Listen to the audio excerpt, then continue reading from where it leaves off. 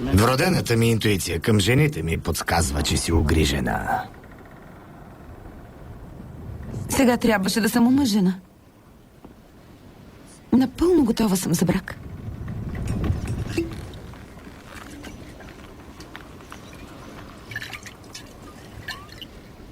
Слушай, Лизи, аз съм капитан на кораб. И като такъв мога да извърша законен акт на бракосъчетание.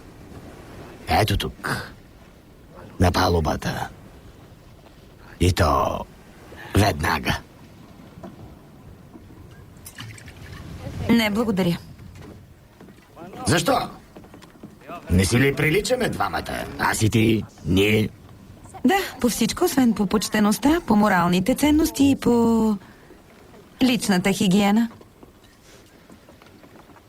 Все дреболи. И ти ще станеш като мен, знам го. Откъде е тази убеденост? Обяснението е едно. Любопитство. Ти копнееш за свобода. Да правиш каквото искаш. И защото така искаш да следваш собствените си желания. Искаш да го изпиташ. И все някога ще се подадеш на изкушението.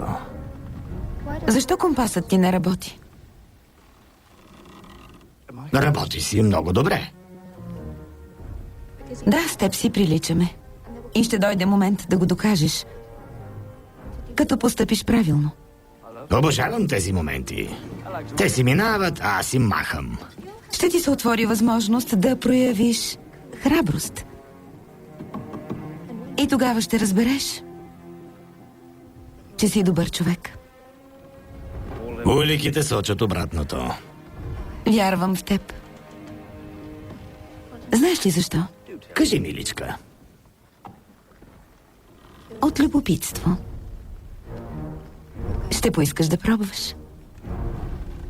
Възможността да ти се възхитят и да обереш всички овации.